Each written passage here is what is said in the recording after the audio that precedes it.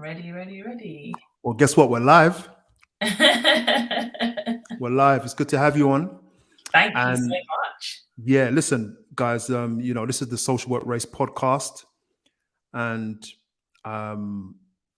this channel was created for students. And today, I want to really aim this particular episode at students and newly qualified ASYE. If you want to go anywhere else, Shells, it's up to you. But Absolutely. yeah, today we've got Shells on, and Shells, she's doing her thing as well. She's got her channels. We'll get to that in a second.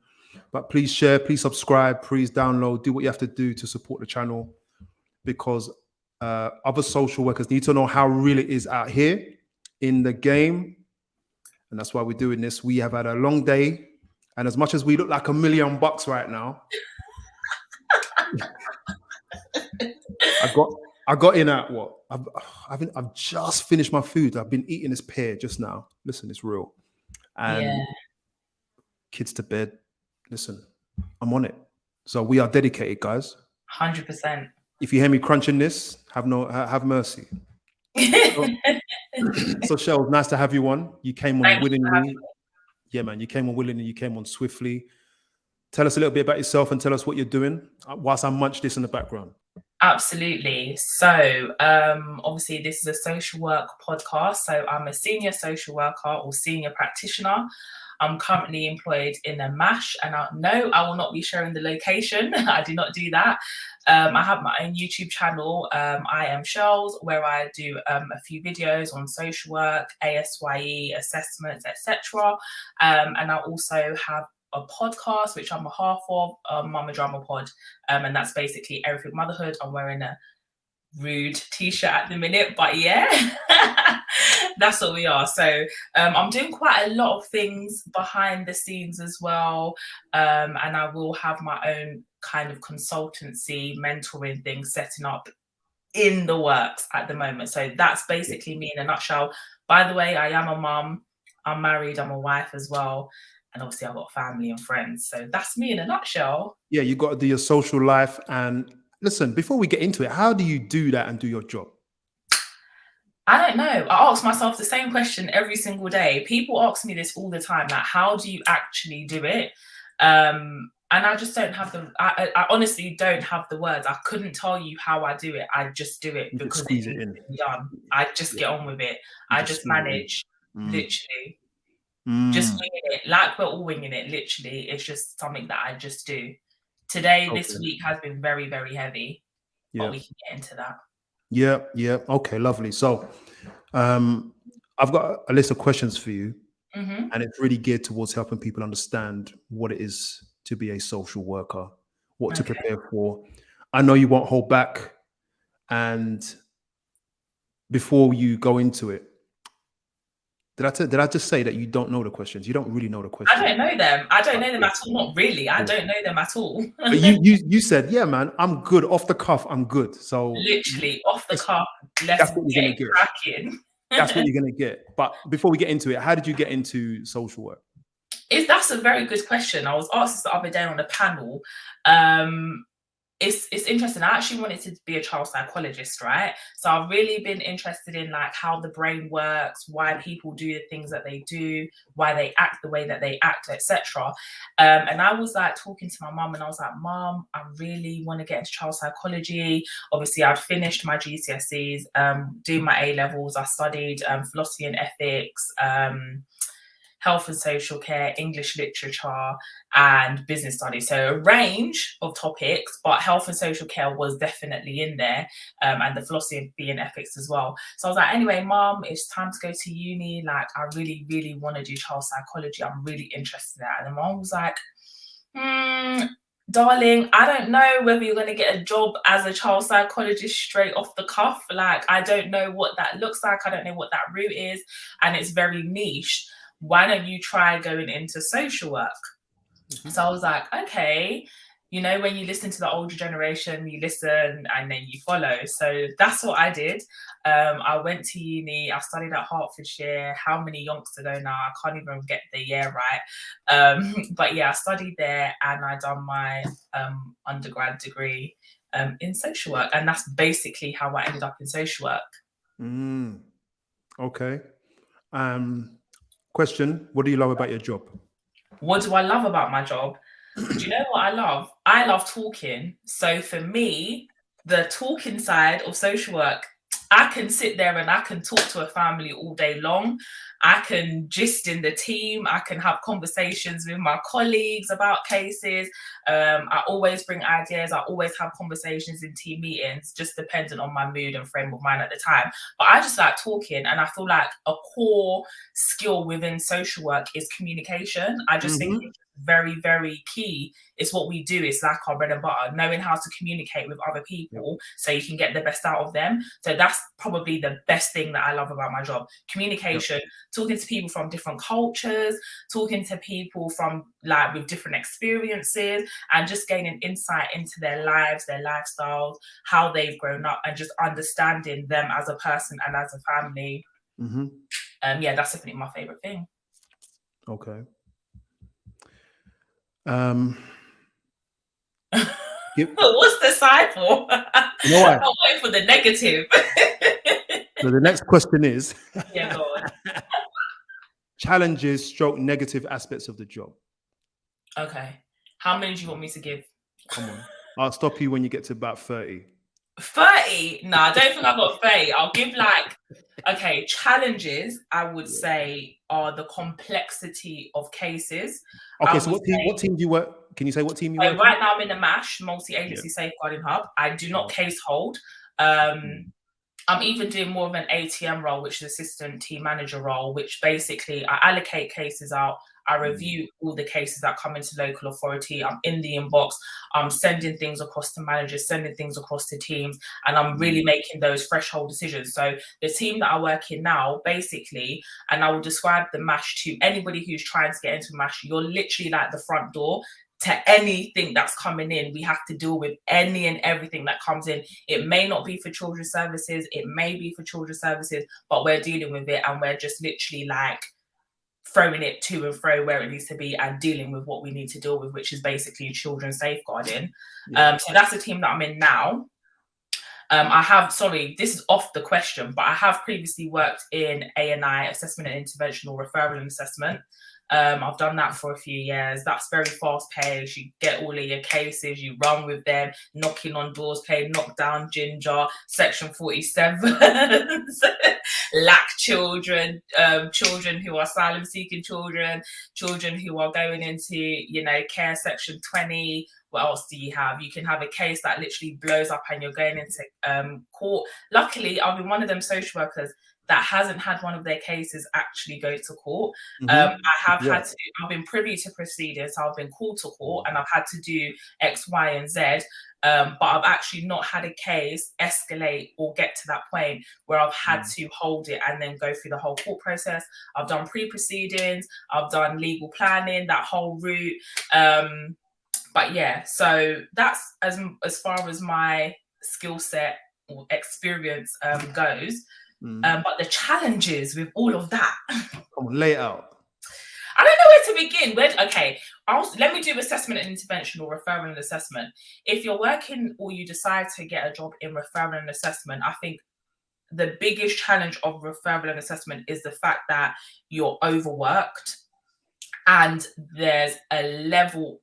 Okay, if you're an agency worker, which you at some point, I think everyone should experience working as a locum agency worker, just because it's fast paced. You're going to get a wealth of experience, and you can obviously escalate a lot quicker than if you were permanent, right?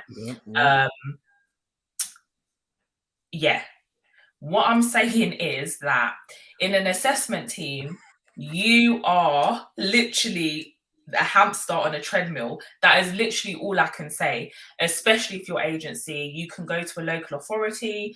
There could have been like sickness in the team. There could literally sickness, bereavement, maternity. And you're literally, when I say literally, the cases, you're shat on. They could be in a mess, a literal mess, like children not seen, case recorders not up to date, things are all out of timescales, etc. And you have literally got to run with those cases like very quickly. Yep. You got to make decisions. So for me, that's one of the challenges. I think social work is very demanding. It is very that I don't know if there's any time for us to think anymore. This reflection that they keep asking us to do, I don't think we have the capacity to do that. But that's probably something else we need to get into. And it's extremely fast paced, and I think that can be across the board. And in terms of whatever team you work in, you've got children in care teams, you've got I think it's all of them. Every single team. I think some teams might have, they've got a different balance of things, and it depends on your personality or skill set. That you might say, it's actually quite easy here. With me, for example, I work in the assessment team, and I like meeting new faces all the time. I find it hard though to let them go because I get on with all my cases at the moment. I used to work in the safeguarding team, long-term team, child protection, child in need, and it was more challenging to work with families that were challenging for a long time. So for me, I'm like, that's not suited for me. And that's where a lot of people they come and they go in those teams because it's a lot of burnout in those teams. But in this team, I enjoy working with different people. But I'm still the pace, like you said, is very fast. Like strategy meeting, you got 2 days to go and meet that family, go and fill out that Section 47. Literally. It's got to be done. These are timeframes. You don't do it, your neck is on a block. Literally. And that's the thing, I think. I mean, I have a lot of newly qualified, and I call them ASYEers, that follow me and they ask questions like getting into social work, and they're really excited. But I just want to be real. It's not what you study at uni. I think what you study at uni is more so it's not the practical side. Even the placements that you go on, it's not practical. And I know some people have some really challenging experiences during their placements, but I feel like it's more so focused on reflection and more so focused on the actual theories and methods as opposed to the real life stuff that we're dealing with every single day. And that's something that I really want people to take away from this. It's interesting you say that. I had a podcast with a good friend of mine, Denise, way down in the list, probably podcast number 20, I think. And she said resilience is something that I don't think is really taught. Because when you're on your placement, a lot of the time, this doesn't always happen, but a lot of the time, your caseload's managed, plus you're supported by your ASY colleagues. And it can be very kind of cushioned. Yeah. And I think in that time they should be teaching you how to develop a level of resilience, because it is shell shocking, and it depends on what part of the country you work. It's no joke. Yeah, absolutely. And I mean, I understand why they do that, because there are cases where, or we've had serious case reviews, obviously they've changed the name now, but I'm going to stick with serious case reviews, where it has been a newly qualified and then there might have been a child death on that newly qualified case because they were inexperienced and they weren't able to assess that risk effectively. But then equally, like you say, on the flip side, actually, how does a newly qualified practitioner actually develop and build and work on their resilience? And I think obviously it takes experience, it takes a lot of time, but then where you don't have the time, there is no time. So that's it. I mean, on the negative, let me throw this at you. How are you managing? No, not you personally, but maybe you personally. How are you managing your time in reality? Because I've put a post on TikTok, and people are saying, some people are saying, I'm never working weekends, because last weekend I had to do some work, about 3-4 hours I had to do, because I need Monday to be a lot easier, right? Because I can perceive and see and plan that Monday is not going to work. So some people are saying, I'm never doing that again. The question is, how does one manage their time in social work for real? For real. So I used to be that person that opened my laptop on the weekends. I used to be that person that was sitting in the office 7-8 o'clock. Obviously, when I was permanent and a few years ago, I didn't have a child. I didn't have any responsibilities. I was still living at home with mum and dad, literally just sorting out my car and just living my life. So I was okay to sit in the office and do those extra hours. But then I realized my body was talking to me. I wasn't feeling well. I was getting run down. I was frequently getting colds, frequently getting headaches. And I was like, why am I doing this to myself? Why? We get paid to work 9 to 5 p.m. You've got to play it smart. And this is what I say to everyone. If I know that I'm going to be on a duty week, I'm making sure that every single family on my caseload are seen on that G week. So that week, I don't mind doing a late visit. I don't mind finishing at 6. I don't mind finishing at 7. If I can see a family on the way into the office before I'm going in, I'm going to see them before I go into the office. Yep. As soon as I get into the office, I'm not playing none of this, oh, I'll keep all my case notes for the end of the week. No. Monday, Tuesday, if I've done visits on Monday, Tuesday, it's going straight on the system. I'm not ramping. So that's me. Because it was getting to the point, it was having an impact on my mental health. I was feeling drained. I was tired all the time, my physical health. And I was like, I'm not doing this anymore. I don't get paid overtime. You just about get your time back in social work, because they'll say, who asked you to stay? Unless it's authorized, nobody's actually asked you to stay behind. I'm not doing it to myself. So I had to play smart. I had to plan my visits accordingly, plan my visits ahead of time, make sure case recordings are up to date, and then be smart. Social work is a lot of duplication. So we literally just fill out forms and forms and forms. Why am I writing different things in different forms? When it's the same risk analysis, it's the same risk. In a Section 47, if you go out and you do your Section 47 investigation properly, you speak to both the parents, you speak to all the children, you do your direct work in that initial visit, that's your child and family assessment practically done. Do you get what I mean? So you just have to know how to play smart. A Section 47 inquiry is you're concerned, there's immediate risk that child or that child may have suffered significant harm or they're likely to suffer significant harm. And the CNF assessment is to offer services to the family. So actually, I need to play smart. I've assessed the risk. I will include that in my CNF assessment. I will do follow-up. If I need to do a follow-up visit, I will do a follow-up visit. But in that first visit, once you get experience, in an hour, you can get literally every single bit of information you need from a family. That's from observation. So whilst I'm having a conversation with a mum, I'm looking at how she's interacting with the children. I'm looking at how she's preparing the meals. I'm checking out the fridge or sounds. The smell, the sound. When I'm talking to the kids, I say, okay, to the mum or dad, whoever may be there, can I see them in their bedroom? So I'm seeing that child's room at the same time. Parents will say, yeah, that's absolutely fine. Leave the door open, or they'll lead you to the child's room. And some parents will just let you crack on with it. Others will say, no, not really, but I still need to see the child's bedroom. Just being smart with it and just really getting to know that person in that visit. So when I go back the next time, it's literally either half an hour or dependent on if there's any risks that arise in between the next visit. So I just think you just need to be very smart and you need to work your diary according to how you need it to work for you, because you're basically the one that's doing all the work. No one else is doing it with you. And it's funny, recently, Social Work Mentor Pod, he was putting out a post. I just replied to it, was saying that it's a dangerous job. And, it's funny. I mean, what can be written on paper can appear more serious than it is. That's what I found most of the time. So you can actually have a lot of fear walking up to the doorstep of a home, thinking that someone's going to kill you, when a lot of the time it's just slightly conflated, because words on paper can only give so much. But when you get there, 90% of the time it's all right. Yeah, they literally.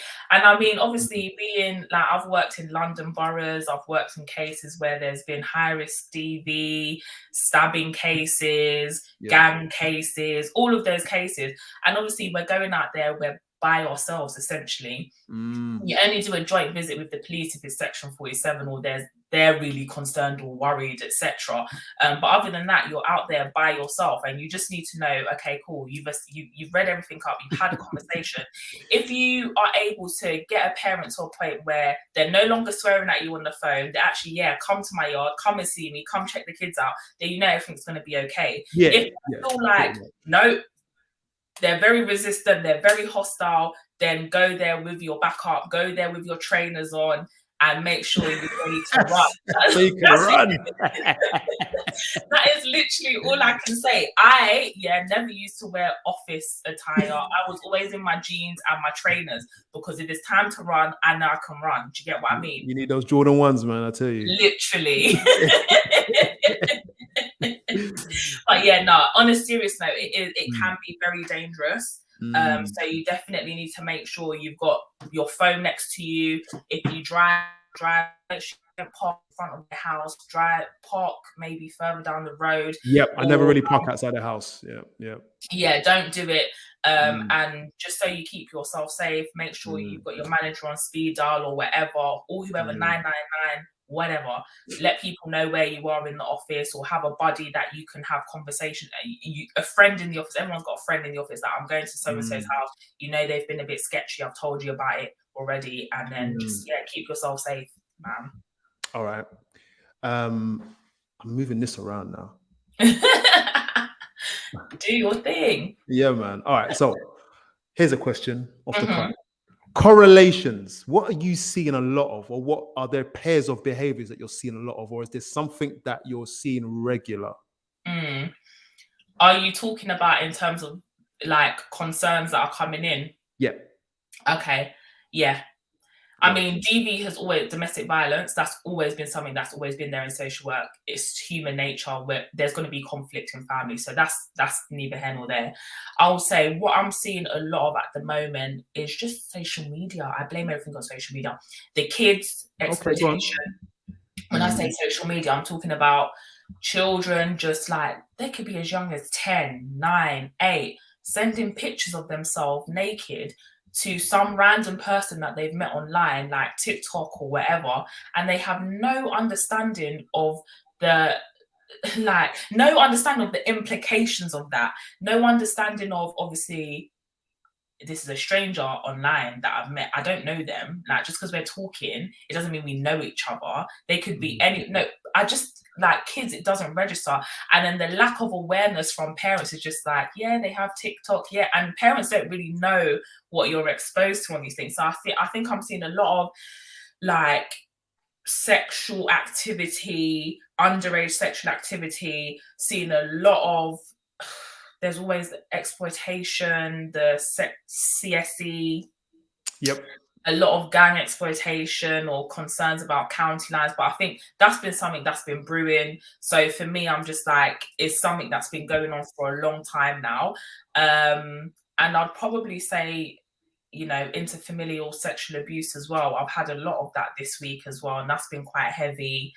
But yeah, I would say those are the things that I'm seeing a lot of. Also, it just depends on the local authority you work for as well, and the demographic. So in the London boroughs, you might have a lot of CSE, a lot of gang stuff, because we know that in the London boroughs are heavy on that stuff.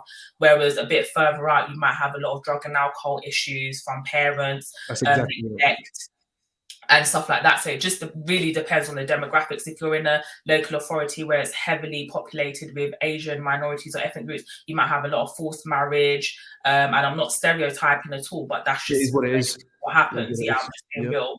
And yeah, you might have a lot of like radicalization stuff as well. So it just depends on where you're situated. But I've dealt with them all, really. But interestingly, just to balance the scales, actually, I'm gonna do something daring. Yeah, you mentioned the Asian community, and I think society is happy to mention the challenges with the Asian community, but I guess what are we seeing in the white communities?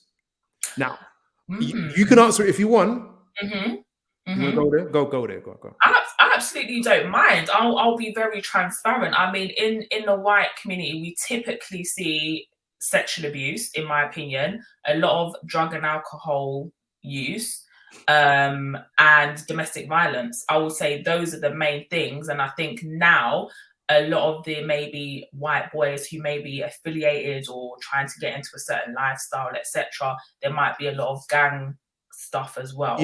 But for me, it's definitely domestic violence, drug and alcohol misuse, 100%. And the other thing I just mentioned, can't remember. Okay. And when I say black, it's a broad term, but we say in the black community, what are you seeing? For the black community, is physical chastisement, unfortunately, but it is physical chastisement. Sometimes you do have domestic abuse, but I'll say the gang exploitation, and also there might be some cultural practices as well. Groups, maybe. Yeah, with certain maybe African minorities, etc. that need to be considered, like they use FGM as well. And I want to actually mention something on that. I think when you get into the field of social work, if this video doesn't, or this podcast doesn't actually deter you, but when you do, there's a lot of terms that go flying around, and it's very easy to like just label a family based on, like, let's just say, for instance, a referral comes in from the nurse at the hospital, and the mum's from Sudan or something, and she's given birth, and the mum said, I've had FGM done to me in my home country, the referral will immediately come in and say the baby or the child, the daughters are at risk of FGM. But the mum might clearly say in that meeting, I had FGM done to me as a Sudanese woman. I don't agree with it. I know the law in the UK, but the way the referral is written, you would think that that child or that baby is at immediate risk of harm of FGM because the mum has had FGM, and that's not necessarily true. So I just want ASYEers and newly qualified to actually know that the language that you use to describe a family or associate with a family or put on their case files can be very, very detrimental.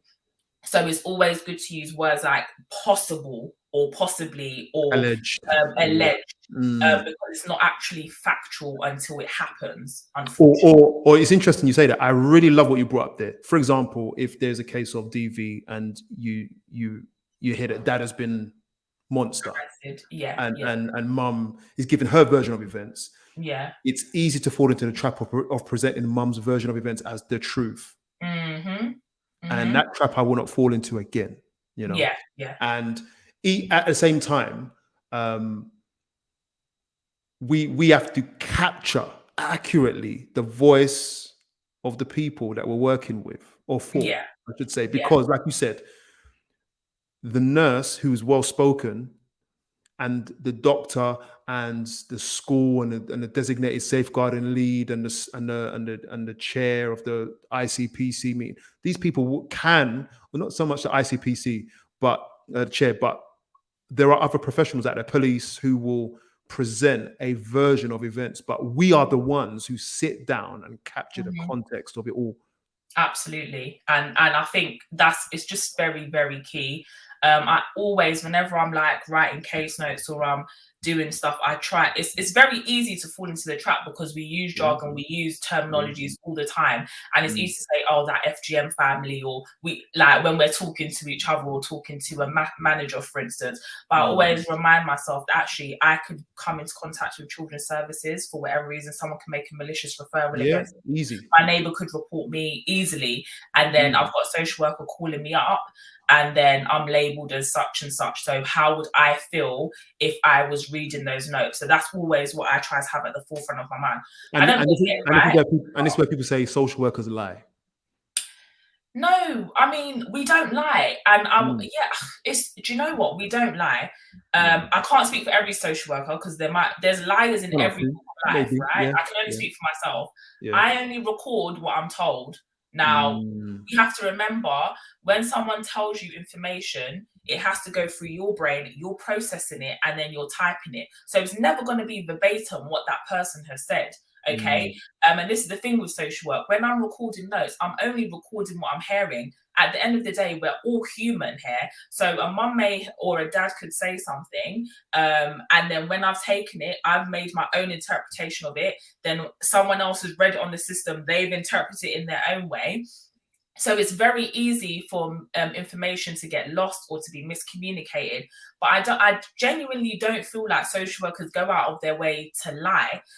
What a lot of families don't understand and don't know, and this is just based on my experience, is that a social worker may have a view, and they may actually not feel like we need to be involved, or they may feel like there's no risk there. But if, let's say, the local authority, because we're actually working for the local authority, if the local authority have already formed a view of the family and the manager, let's say, says it needs to be X, Y, Z, regardless of what the social worker's findings are, if a manager has said that it's going over to that team, we cannot override a manager's decision making and say no. Like, I've had so many back and forth. We battle. Sometimes we fight the case. We have to, because we're working on behalf of the family, but then equally we're working for the local authority. So if the local authority have an agenda and that's the view that they have, based on history, based on whatever has been looked at, reviewed, etc., we're going with that. So social workers don't lie. Sometimes it's really out of our hands. Sometimes there's nothing we can actually do about it. We fought for the family. You just haven't seen the fight. That's just the long and short of it. families and parents and children don't know what goes on in the office. You only know what we come back and say. So yeah. Okay. True. This is deep. I mean, you're going places, and I have to be disciplined and not try and go there, because I would do that. All right. Yeah. What do you love about social work? What do I love about social work? What do I love? I told you, the communication. Do you know what? I do love, there are some families that are honestly so truly grateful for just one little bit of advice or just a little bit of support. I honestly don't feel like families and parents go out there with the intentions of harming their child. Yes, there are some parents who do that, but most of the time it's due to lack of resources. It's due to lack of finances. It's due to demographics. It's due to a lot of socioeconomic issues which are out of those parents' hands. So I do feel like there are parents that, again, as well, with like a lot of stuff online about generational trauma and all of that. If you've learned a behavior from your parents and you're just doing what your parents have done and gone and on, it's likely you're going to do the same thing to your children because you don't know any better. And it's just about educating. And there are a lot of parents who are happy to receive that information. And even if they're like a little bit difficult at the beginning, it's about you as a practitioner knowing how to work with that person so you can get them to understand what you're saying. And they will always come round. I've had families say to cuss me out on the phone, like swearing, verbal abuse, everything. Yeah, literally like, oh, you effing this, and I've had you guys in my life all my life. You've been in my life, been in my kids' life, all of that stuff. I've had that from different demographics, all of that. And then once you meet them face to face and you literally just show them that you're human as well, then they're going to take that stigma away from you. And they're actually just going to say, Rhea, she's actually a good social worker. Or if you say, I'm here for the child, make your role known and make what you're doing known. Make the purposes of why you're involved known. Make them understand why you're concerned. Help them to understand it if they don't. And let them know you're also doing your job. Like, my job is to safeguard. I'm a safeguarding social worker. This is what I do. Unfortunately, we've received this information and I have to assess the risk to your child. That's just the long and short of it. So whether they want to be difficult or not, and once you've just been clear and concise with them, be like, okay, cool. Unless there's like significant barriers, maybe they might be drunk or they might be mental health, so they're not in the frame of mind to actually comprehend that. But 9 times out of 10, people are very understandable and they're reasonable. So that's what I kind of enjoy. That's what I like about social work, when parents really, they're happy. And also when children, like just saying hi and just interactions, those conversations with like children, doing the direct work, those are the things that I've really enjoyed. Love it. Okay, next question. You're moving like a pro tonight. I'm telling you, this is your gig. This is your gig. You don't need to be no mash. You should be up there in the you should have a spot on ITV. Literally. Yes, we love that. Netflix is next. You get me? 100%. We should do a Netflix documentary. You know? That would be so cool. That would be so cool. Speak it, put it out there in the universe. Who knows what could happen? The university, it can hear me because I'm on mic. Literally loud and clear. Okay, what do we need from government? Oh, funding. I don't even need to think about that. We need funding. We need money, Liz. We need the cash. Run our money with Prince Charles on it. We need the money. We need new notes with the King's head on it. We need money, okay? The problem is we're working for local government. We're working for public sector. We know it's underfunded. So when people are so upset with social services, what do you expect? This is out of our control. We can't do anything about it. We're under-resourced. We're underfunded. Everywhere there's cuts. Not only that, but there's a shortage. There's a shortage. Imagine having 30 plus, 40 plus children on your case. Do you know how dangerous that is? Do you? No, you know, but they don't. They don't know how dangerous that is, because you can't keep your eye on the ball. You can't react to risk, because that's what you cannot juggle 30 balls. You can't. It's impossible unless you've been practicing all your life, and that is practicing. You're gonna drop one though. You're gonna drop one. You will drop one. Thank you. And we don't have eyes and ears everywhere. And it's just that, we need more social workers. We need more managers. We need social workers who know the demographics, who understand the demographics, who can work with the demographics. You get what I mean? I've had a lot of families say to me, "Oh, I'm so glad I've got you as my social worker." Have you had that before? Yeah, I all won't the go into time. it too deep. I'm not going to go into it too deep at all, but I'm so glad that I've got you as my social worker. And it's not to blow my head up or to make myself sound big, but it's just because they can relate to me, because I may look like them, or I may speak like them. And I think I'm quite articulated, but do you get what I mean? I come down on a level. I'm not just yep, I'm a social worker or whatever. Do you know what I mean? So Mm. it's just like really resources. We need money. We need money. Mm. We need money. That's I, all I can say. We need I that money. I think we need a lot more family practitioners Mm. to get out there and work with these in terms of early And intervention.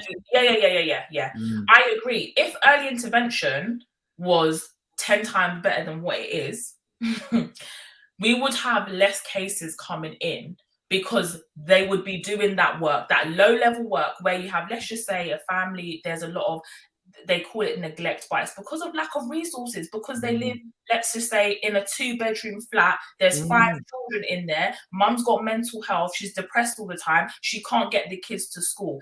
It's just Yeah, cyclical. it's a recipe for guaranteed. And for the most part, Mm, I don't know how you, because I've been in flats that are the size smaller than the downstairs of my house, yeah, where 5, 6 people live. yeah. You can't have a child do homework in there. You No, can't have a child quarantine in there. You can't no, have a child, and it's a single parent. yeah, And we no, know that those guys, those elders out there waiting to exploit these youths, they know they're single parent children, and they're going to come along. And the family's poor. yeah. They're So going it's to do like, what can be done? No, something. Has to be honestly, done. Something has it to be is done. literally, it's just, it's everything within, like, just the socio-economic circumstance. That's all I can put it down to. So like employment, in terms of like the whole, like, signing on benefits, the whole system needs to be rejigged. The whole system needs to have money into it, so that people can actually get the resources they need, get the support they need. We There can needs to avoid a be lot of more problems. services. Like, how can, there used to be loads of children's centers, there's hardly any children's centers. There used to be loads of things within the community that you could access for young people, there's Mm. hardly any of them anymore. So where do Mm. they all come? Where do they all go? When it's low level concerns, the thing is though, what we're trying to do is to prevent it from escalating. That's basically our role. We're trying to make sure we put support and services It's in supposed there to be. before Yeah. it escalates, before Yeah. we do anything. But if we don't have those resources and whatever, all the cases we're going to get coming in are going to be at that point of escalation. Yeah. Or they're going to recycle, keep coming back in. Or they'll keep coming back in, keep coming Mm. back in, keep coming back in. So yeah, it's It's tricky. funny. My It's funny answer to because that is money. a lot of the cases I have, about a third of the cases that I have, Hmm. they've got a long history. Yeah. Yeah. And it's like, okay, what do you do? What are you going to do? My colleagues like, oh, I was working with them 6 months ago. I was working with them 2 years ago. They're back again. Same Yeah. problem. It's the same problem, and it doesn't change. So it's kind of like, it's beyond our powers now. Like, what else can we do as a service? And as a social worker, you're going to ask yourself, what else can I actually give to this family? How else can I make a difference? And remember, you're bound by timescales. We don't have the capacity to fight for every single family. You just don't. So sometimes we do just do our jobs. We go in, we assess, we close, and then it just goes round and round and round and round. Or we go in, we see the risk, it has to escalate, and then obviously removal, whatever. But that's another discussion, because everyone just thinks that social services remove children, and we actually don't. So as a newly qualified, you need to remember that when you're going around there, to ease anxieties, because every phone call you have is, are you going to remove my child? Or I don't want you to remove my child. Or, and I get that. That's scary. It is scary. I absolutely get it. And that's just because, in my opinion, the media's portrayed us in that way. That's what people hear. I've had a lot of like Eastern European families say, when people go over there, they say, oh, if you go to the UK, the social services, all they do is take your children away. So for them, there's a massive fear of social services already, and they haven't even come into the country properly and settled down or whatever. And it's just like, no, that's not what we do, and you have to explain it to them. So I definitely think there needs to be more information out there about what we actually do, what our role is, that whole assessment, offering services under Section 17, all of that stuff needs to be readily available for families so they have better comprehension. Yeah, well, it unfortunately, it's not happening. It's not No. us. We're doing it. You know, we're doing it. Your channel's doing it. We're doing it. You know, and that's the purpose of my TikTok channel, the Social Work Race, my YouTube, my podcast. It's and Shells as well. We're going to get back to that in a minute. It's about us now saying, actually, I wouldn't like to say there's a new breed of social workers, but we're actually saying, let's have a conversation publicly about what it is. We'll take your comments. We'll take your comments, and we'll take your criticisms, because we're going to show you what it's really like. And the world needs that. Absolutely.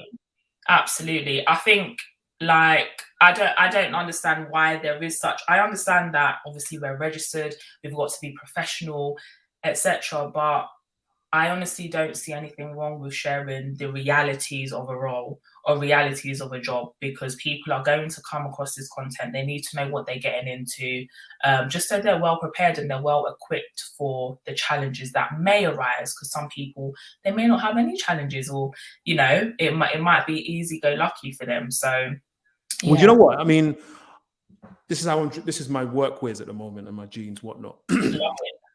Thank you very much, because it's the new social work look here. And the thing is that I think this is going by feedback and the way I've been treated. I haven't had any knockbacks for my presentation. Do you mean in the office or from families? From families, sorry. Yeah, no, you wouldn't.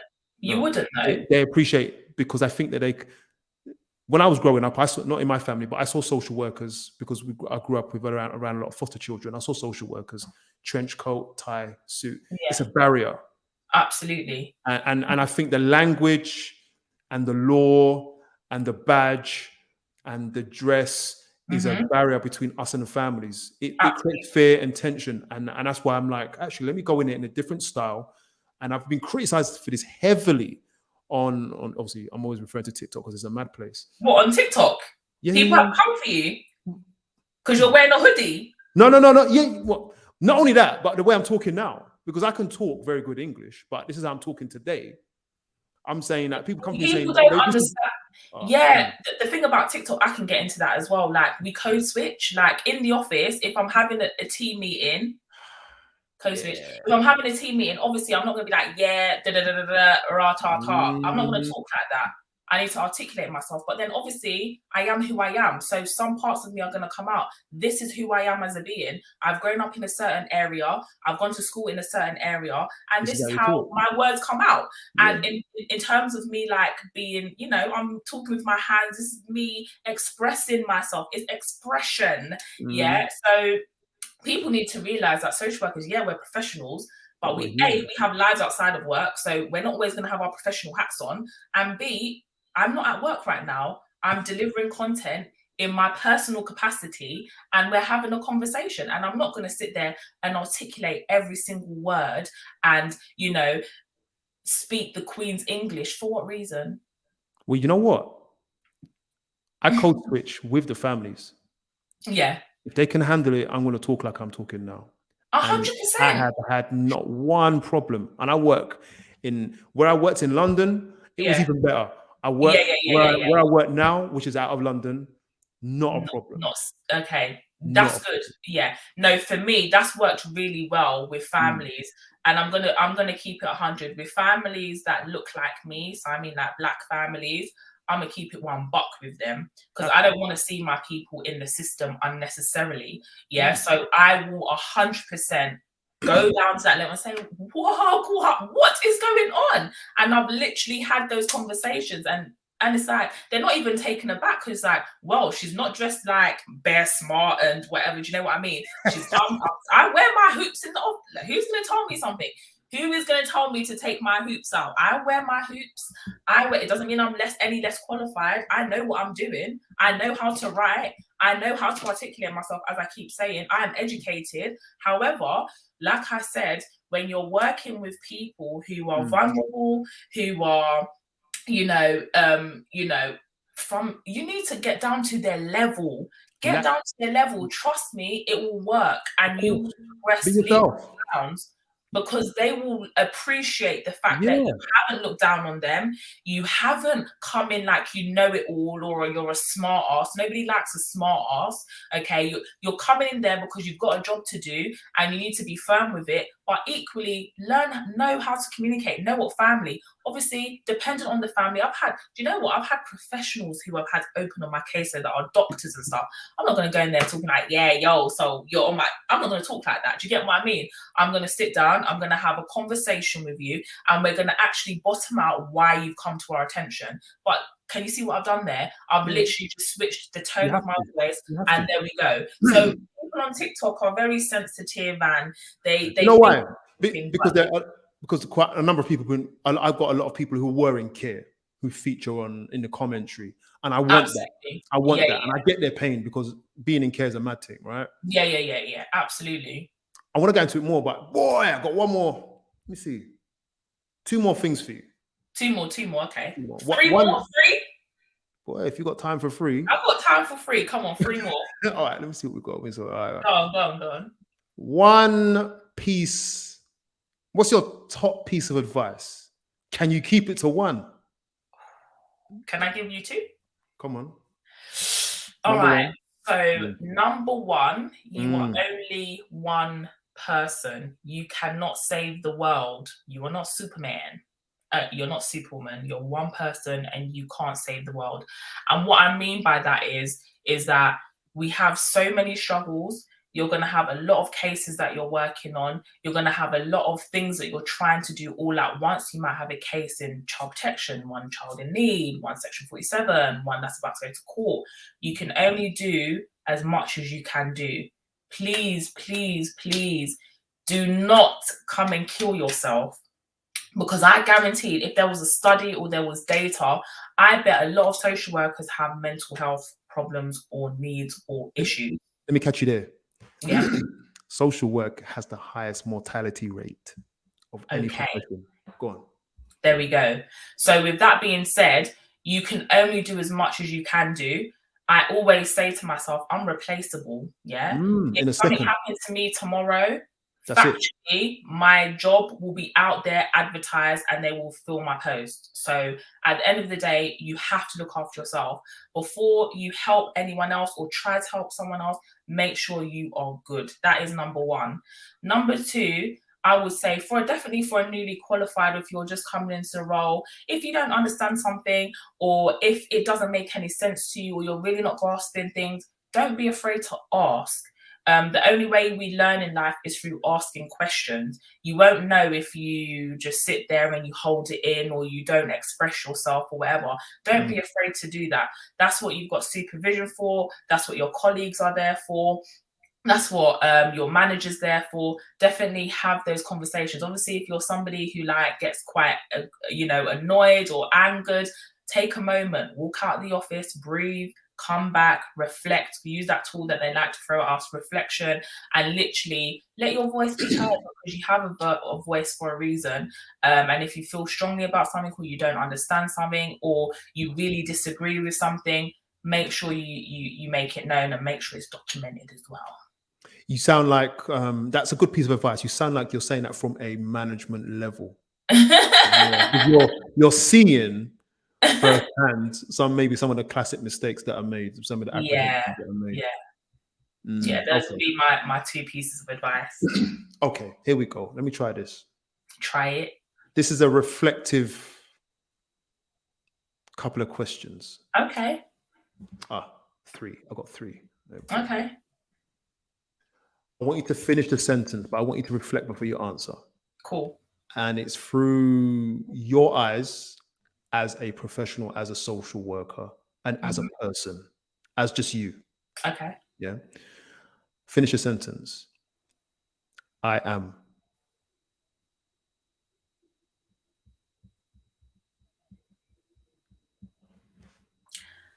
I am resilient.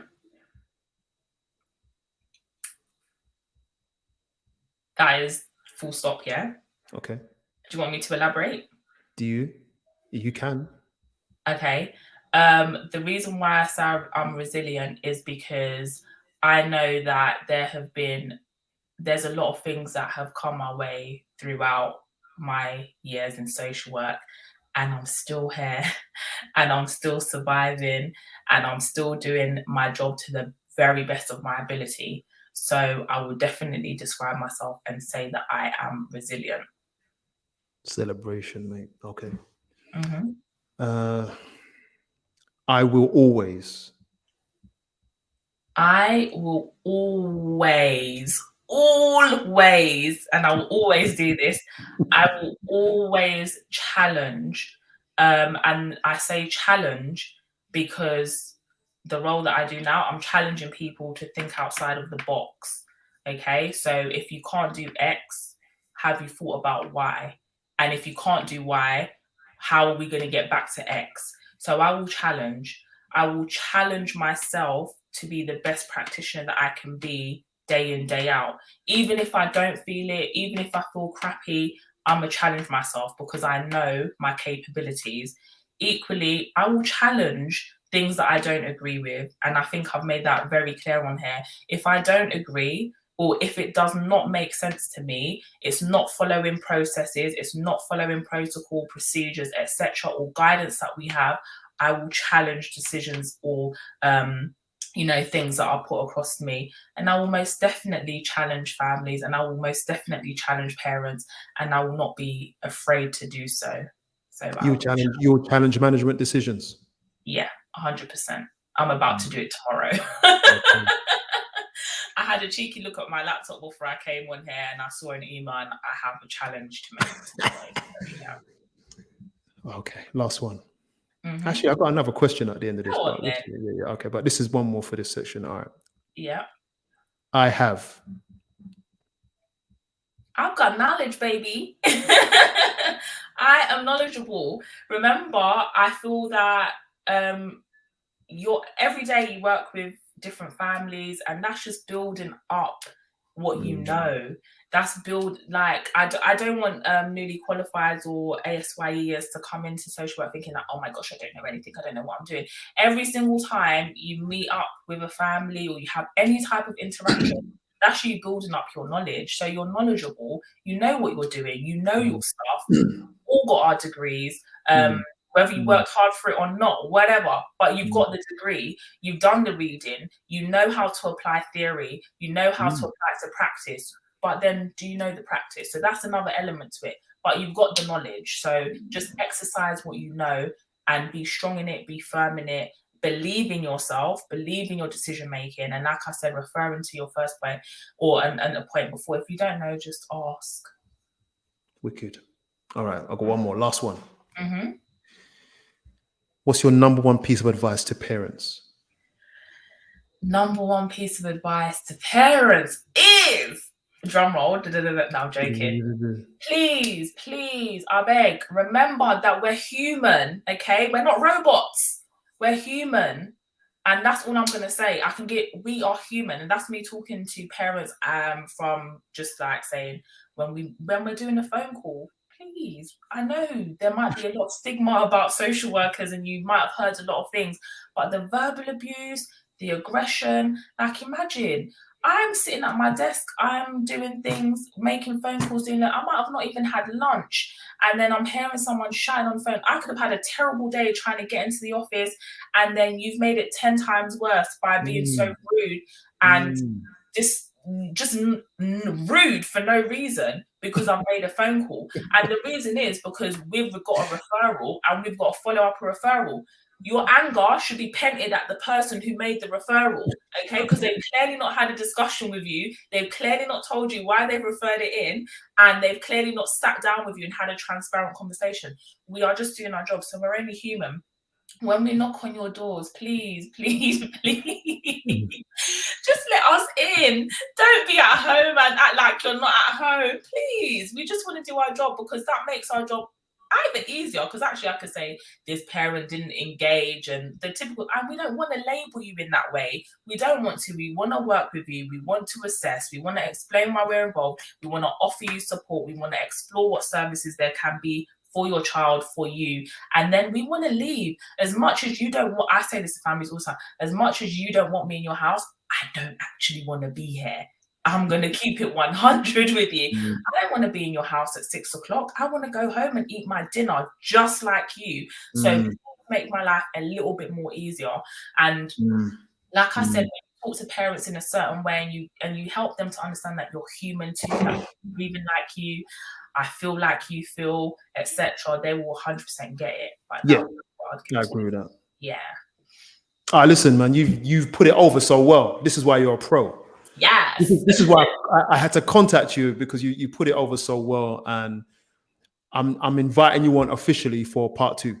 Oh, okay. Yeah, let's do it. Cool. Let's do it whenever you're ready. No, it's been good. I appreciate it. Please tell us what your podcast is and your YouTube channel, whatnot. Just let us know what they all are, what handle they all are. So podcast wise, it's at Mama Drama Pod. It's basically a motherhood, parenting, family orientated, well, not for younger viewers obviously, but family orientated podcast where we talk all things motherhood, parenting, life, relationships, etc.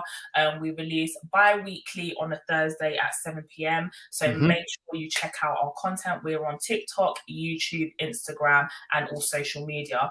In terms of my own personal capacity, like I said, I am going to be starting up a consultancy thing. It's in the works. So IASW Consultancy. It is on TikTok, and I do share some of my videos from YouTube, which is I Am Shells. I'll be trying to do a bit more days in the life of a social worker, etc., because this is the content that everybody loves and they want to see. But yeah, that's where you can find me. Wicked. People go there. You have to. And because we're holding up the baton. We're kind of forerunning for everybody else.